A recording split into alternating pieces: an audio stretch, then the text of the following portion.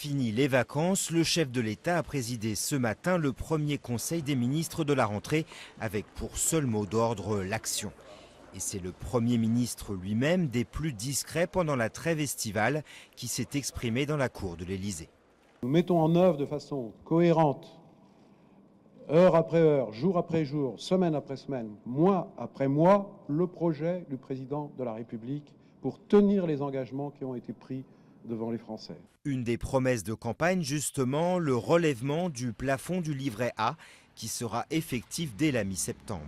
Il augmente de 25% pour passer à 19 125 €. Une nouvelle hausse de 25% est encore annoncée pour la fin de l'année.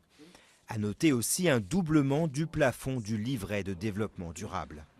Cette mesure que je vous annonce de relèvement permettra d'abord de dégager plus de ressources pour le financement du logement social. Autre annonce, une baisse présentée comme modeste des taxes sur les carburants. Objectif, limiter l'envolée des prix à la pompe qui s'approchent dangereusement de leur record historique de mars-avril. Action toujours, le Parlement est convoqué plus tôt que prévu pour une session extraordinaire consacrée à 2 projets de loi, les contrats d'avenir et les logements sociaux. Action enfin, un après-midi consacré au dossier des Roms à Matignon, rencontre avec les associations puis réunion interministérielle. Autant d'annonces comparées à des mesurettes inefficaces par le secrétaire général de l'UMP Jean-François Copé, pour qui la rentrée politique de François Hollande est marquée par l'indécision et l'irresponsabilité.